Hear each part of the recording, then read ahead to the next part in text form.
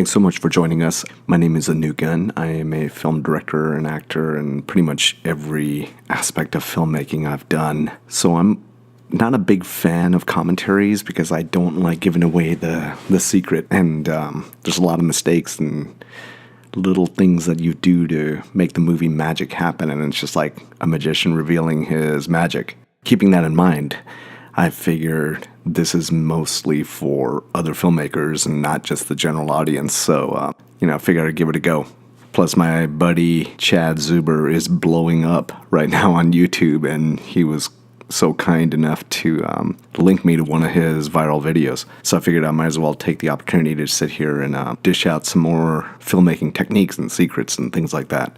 I decided to do this one as a test one. I'm sure Jenny would not mind, and I actually will bring her in if she's up for it for a interview with filmmaker interviews as well as a commentary with her. It was an intro for Hispanicize Tecla Awards. So it's basically an award show for social media related people like beauty bloggers and YouTubers and things like that. And she was going to be the host. This was in Miami in 2018. And so we wanted to shoot an intro. Katherine Johnson Gunn is one of the founders of Hispanicize, and we actually met when my film played at her event in 2012.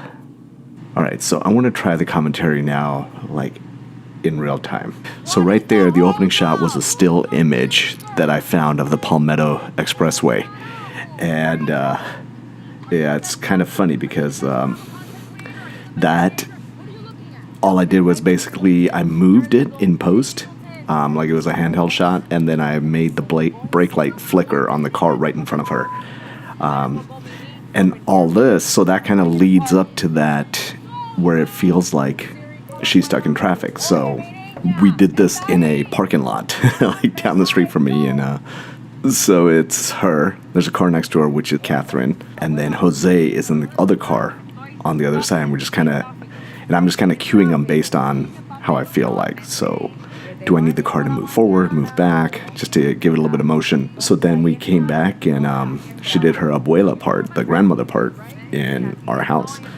So, like, as it was supposed to be a backstage dressing room, and she can't make it in time. So the whole comedy part was that she was stuck in traffic, ready to host a show, but she was not going to make it. So now the grandmother goes in and she starts the show. So it was kind of continuous to a live event. So this played on a screen with like 400 or 500 people in the audience.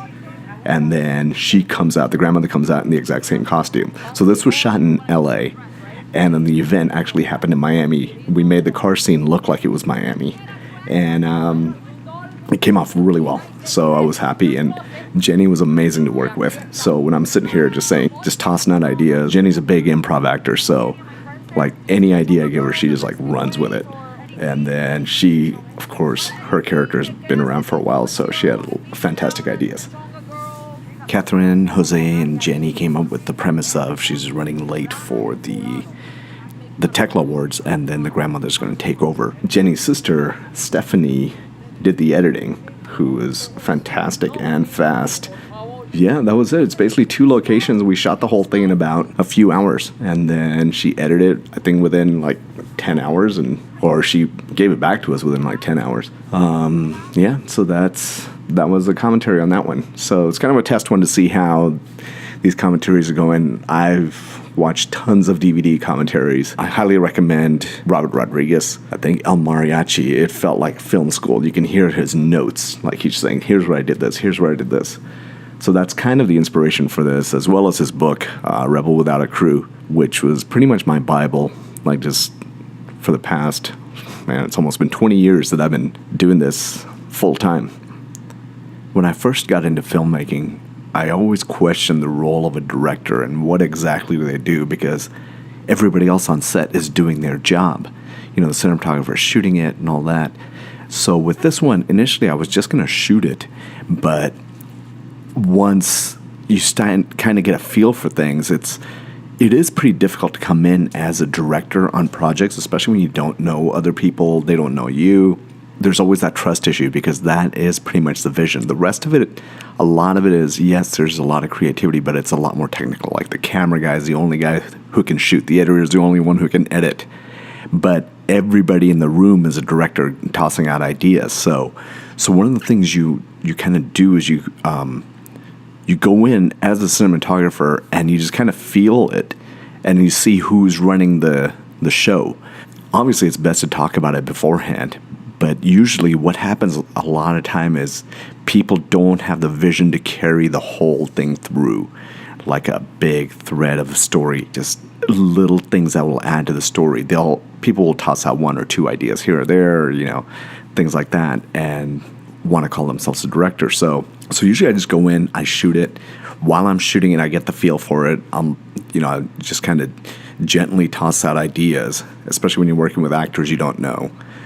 When you're working with producers who are, budgeting the thing and giving you limitations, like in terms of what they can offer you, locations and things like that. So you kind of have to get all that on an indie shoot like this and kind of feel it out. And then you'll be surprised that a lot of people will just let you run with it.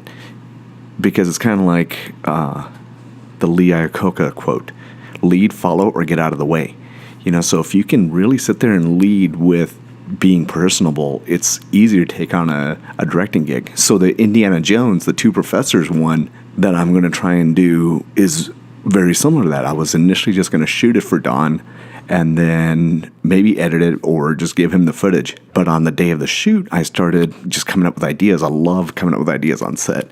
And there was no prep work for this as a director. So what I did was I kept adding more and more, and I started adding to the storyline. So like I'll talk about it in that commentary there, like what I added as a director as opposed to just a cinematographer. So I really have a huge respect for directors, which I didn't have when I first started.